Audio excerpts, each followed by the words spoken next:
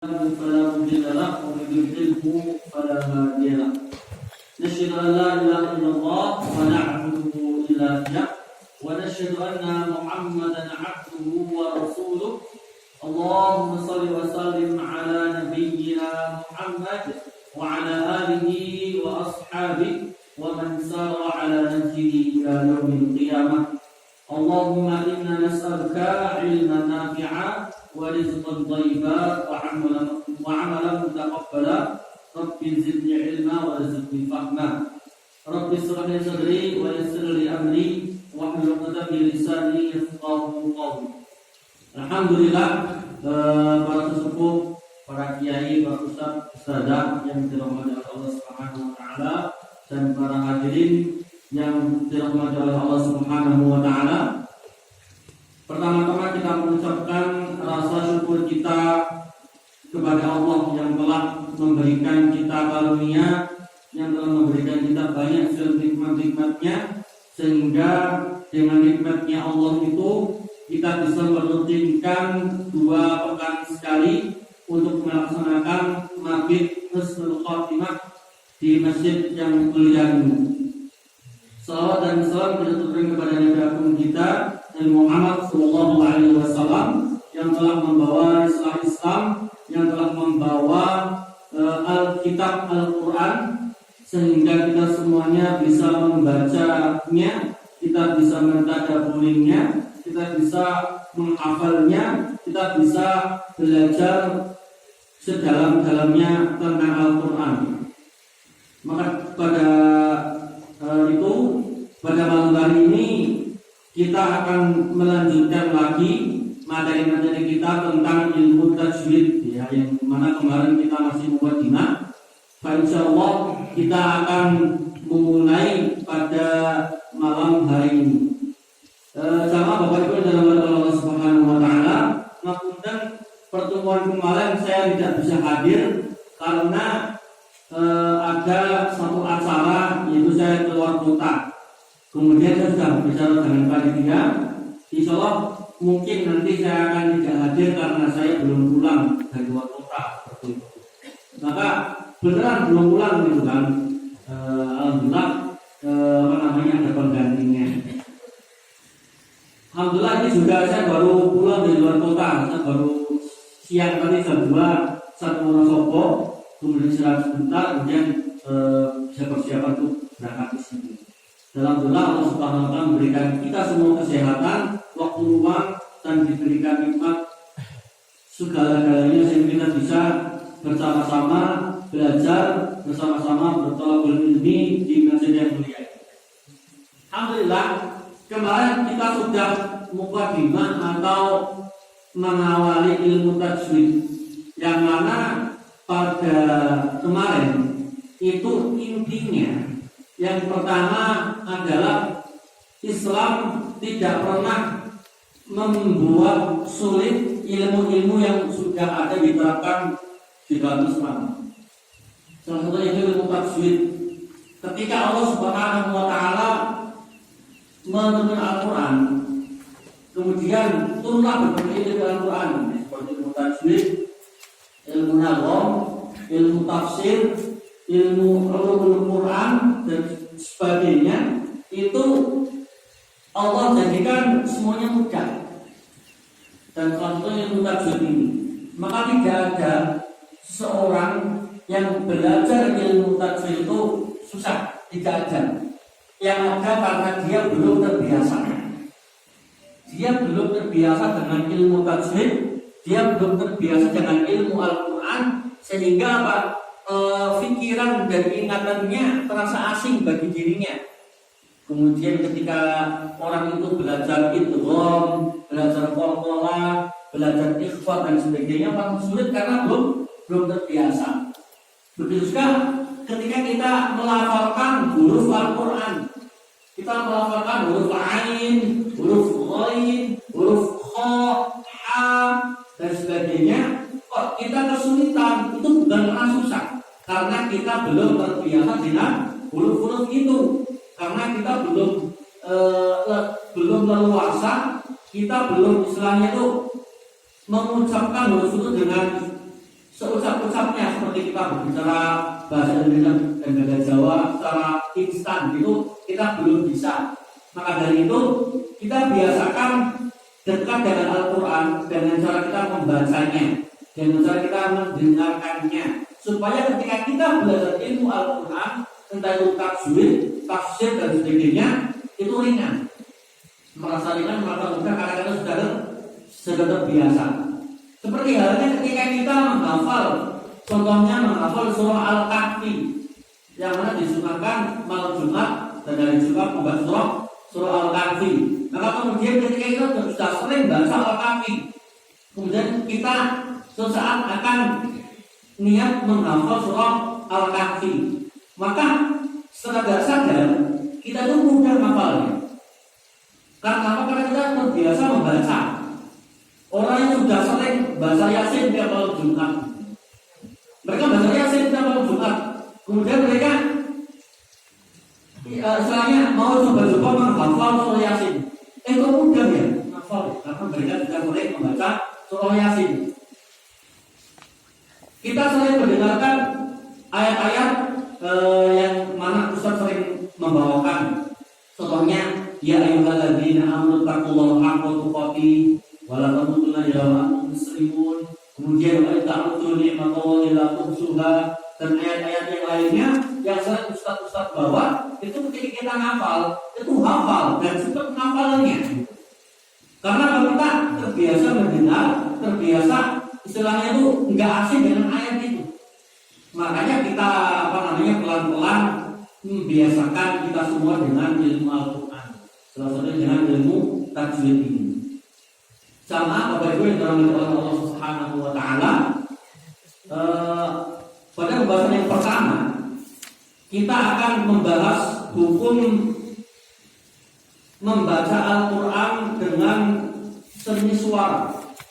Sebelum kita belajar tajwid, belajar tahsin, sehingga bacaan kita lebih asik, lebih happy gitu kan, lebih menyenangkan. Kita belajar bagaimana hukum membaca Al-Quran dengan seni suara. Sebetulnya ini hal yang wajib, karena kita membaca Al-Quran itu harus dengan tartil. Apa itu tartil? Tartil adalah dengan cara kita membaca pelan. Kalau kita baca pelannya itu tidak bernada, tidak memiliki ciri khas masing-masing, kita akan mudah bosan baca Qurannya. Sehingga nanti di taksin bersama saya mempunyai metode namanya muriti. Muriti itu adalah melotal irama Al-Quran, cocok untuk anak-anak, remaja, bahkan orang tua sekalipun itu cocok sekali untuk menggunakan irama muriti ini. Irama muriti diciptakan oleh Ustaz Zikron, beliau sudah almarhum, orang Solo. Beliau punya pesantren namanya Ibadur Rahman. Setelah berkunjung ke pesantrennya, pernah bertemu dengan beliau dan beliau langsung nada ini dengan beliau langsung. Maka insya Allah pada malam hari ini kita akan ajarkan. Kemudian nada-nada muriti ini akan kita gunakan untuk untuk talqin, untuk menirukan. Misal nanti kita akan belajar surah Al-Fatihah, kita menggunakan nada itu sehingga asik dan menyenangkan. Bapak Ibu dalam Allah Subhanahu wa taala, seni suara atau vokal adalah ilmu suara atau kalangan ajam. Jadi nada-nada Al-Quran yang kita dengar itu bukan dari Arab, tetapi dari luar Arab yang mana sudah populer pada zaman Rasulullah sudah ada. Contohnya irama ajam. Irama ajam ini irama kesukaan Rasulullah. Irama ajam. Dari sebelum turunnya Al-Quran itu irama ajam sudah ada, sudah turun di sekitaran Arab, di negara sekitaran Arab. Kemudian Al-Quran turun, kemudian Rasulullah, kemudian dan para sahabatnya membantu dengan irama ajam itu. Dan banyak irama-irama yang lainnya, sehingga kita bisa belajar dan kita bisa memakai irama-irama itu. Maka pada malam hari ini kita akan belajar irama muriti, yang mana irama muriti ini sudah tersertifikasi oleh para ahli Quran yang mana irama itu tidak menghina atau melecehkan Al-Quran. Sekarang banyak ya irama-irama yang asal, kemudian irama itu seakan-akan menghina Al-Quran. Saya nggak mau contohkan di sini, takutnya salah. Maka kemudian kita belajar irama muliki. Betul ya Bapak Ibu ya? Saya nggak pakai ini ya. Maka pada tafsir kedepannya bersama saya kita akan menggunakan irama muliki sehingga kita lebih menyenangkan.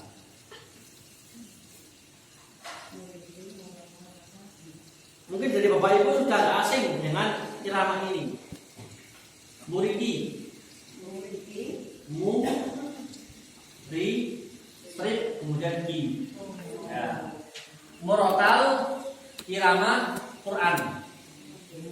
Murotal irama Quran. Ibu, kan Bapak pasti pernah dengar irama ini. A'udzu billahi minasy syaithanir rajim. Bismillahirrahmanirrahim. Pernah dengar nggih? Pernah dengar nggih? Kita insyaallah akan memakai irama itu. Karena irama itu diambil dari irama namanya bayati. Bayati. Bayati. Nah, kalau bayati itu nadanya beda. Tapi irama muliki ini diambil dari irama bayati. Kalau irama bayati itu saya mengajarkan seperti ini biasanya. Bayati pertama naik, bayati kedua datar, bayati ketiga turun. Sekarang kita terapkan di Al-Fatihah. Bayati pertama naik, alhamdulillahi rabbil alamin. Bayati kedua datar, ar-rahmanir rahim. Bayati ketiga turun, maliki yaumiddin. Terus muter terus. Itu bayati dasarnya, bayati aslinya seperti itu. Kemudian muliki ini sama ya, tapi kemudian divariasikan oleh Ustadz Dikron itu dibikin lebih menyenangkan sehingga hasilnya seperti ini. Nah, sudah saya lupa.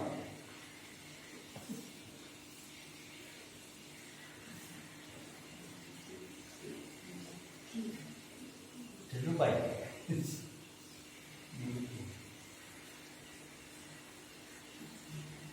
Nada yang pertama naik,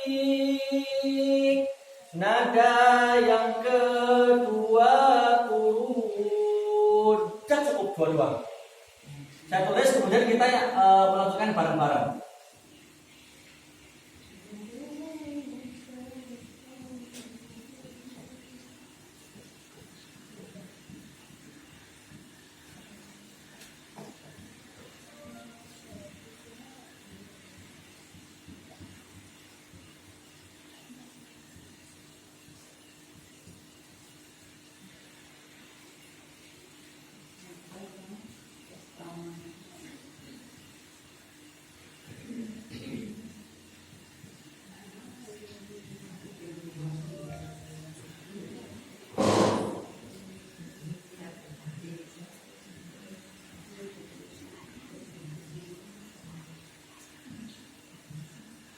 Kelihatan nggih Bapak Ibu semuanya? Ya. Saya contohkan kemudian Bapak Ibu menirukan. Ya. Nada yang pertama naik. Monggo. Nada yang pertama naik, Nada yang pertama naik. Nada yang pertama naik. Nada yang pertama naik.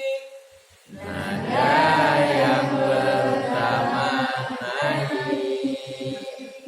Nada yang kedua turun. Nada yang kedua turun. Nada yang kedua turun. Nada yang kedua turun. Nada yang kedua turun. Nada yang kedua turun. Cara menentukan naik turunnya itu di akhir ayat ya. Ini anggap baca ayat apa? Di akhir ayat anggap baca.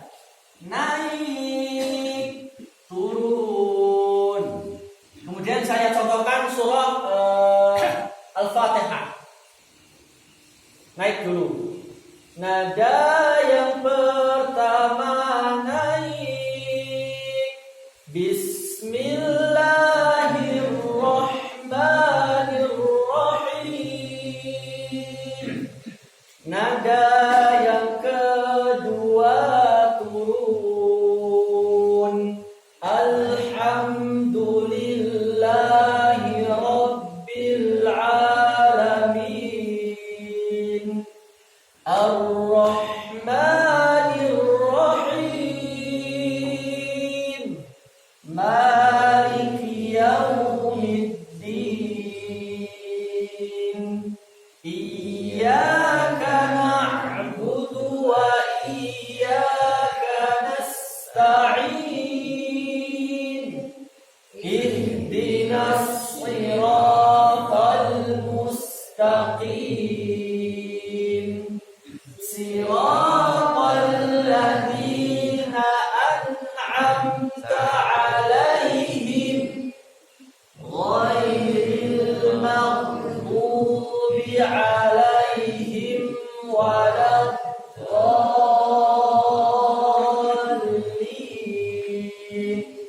Langsung bisa ya? Sangat puncak Bapak Ibu semuanya.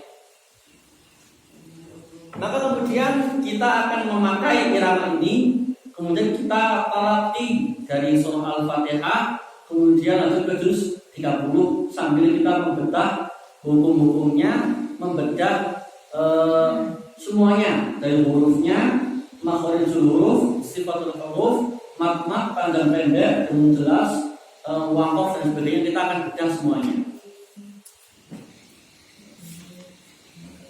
Sampai jam berapa ini panitia? 9. Oh iya siap.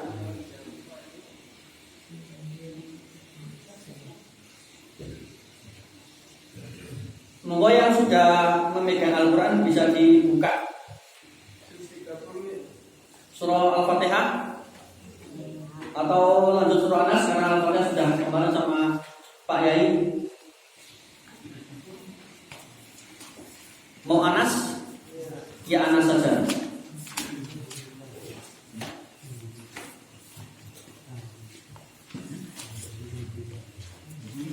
Fatihah itu sambil ini terus yang penekanan domirka itu ya tidak digandeng kanan tapi digandeng iya kan ya.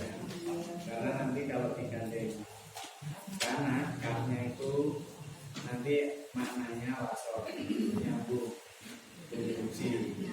Nah disendirikan digandeng iya kan nanti itu domir karena awalnya adalah anta menjadi laka menjadi kaf. Nah, jadi nanti kalau itu digandeng dibaca iya kana itu kana itu nanti kafnya bukan berarti ismul jalal, berarti itu nanti adalah isim wasol. Ismul wasol itu maksudnya menambah saja berfungsi, berarti seperti. Tapi kalau iya ka ditekankan karena rumusnya kan kaki kubat, bukan kanikak. Nah, seperti alam nasrok, lakasot dorok, wawadona angkali jorok itu. Nah, nanti kalau digandeng kana, nanti domirnya, ismul jalalnya nanti nggak masuk domirnya itu. Jadi membacanya mestinya iyyaka na'budu, iyyaka na'budu ditekan. Seperti maliki juga harus ditekan. Iyyaka nasta'in, nasta'in sendiri. Ya, kalau nanti digandeng kana budu dan kana nasta'in, nanti kepada seperti kami menyembah dan kepada seperti kami mohon pertolongan. Maksudnya nanti merubah makna kalau salah dalam memotong. Nah, itu mungkin yang Fatihah itu yang perlu tak sampaikan, karena selama ini masalah domir kaf itu adalah badalul jalal, ismul jalal, ya, yaitu Allah Azza wa Jalla itu, maka kafnya di sana adalah domir lillah, jadi domir untuk mengganti nama Allah, bukan sebagai konjungsi atau sebagai kata ganti apa penyambung. Kalau digandeng kanastain nanti seperti kami mohon pertolongan. Nek kana budu seperti kami menyembah, kafnya berarti seperti. Tapi kalau iyaka di sana domir, maka namanya adalah domir ismul jalal. Ismul jalal itu adalah menunjukkan pengertian Allah. Itu aja Ustaz. Jadi lainnya sudah ini. Kalau tadi disinggung sama Ustaz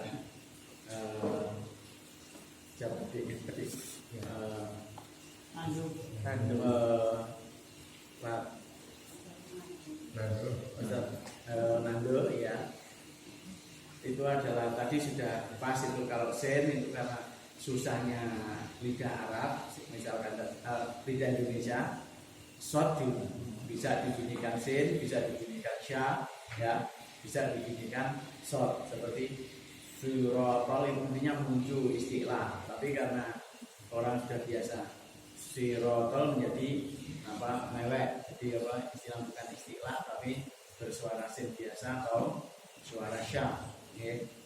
Bukan istilah lagi tapi istilah. Jadi itu yang tadi sudah disampaikan sama apa Ustaz Nandu. Itu aja Ustaz mungkin ya. Sekarang di surat An-Nas ya Pak. Monggo dibuka surah An-Nas ya. Saya contohkan dulu 2 kali, kemudian Bapak Ibu menyimpulkan. Mulai dari ta'awud.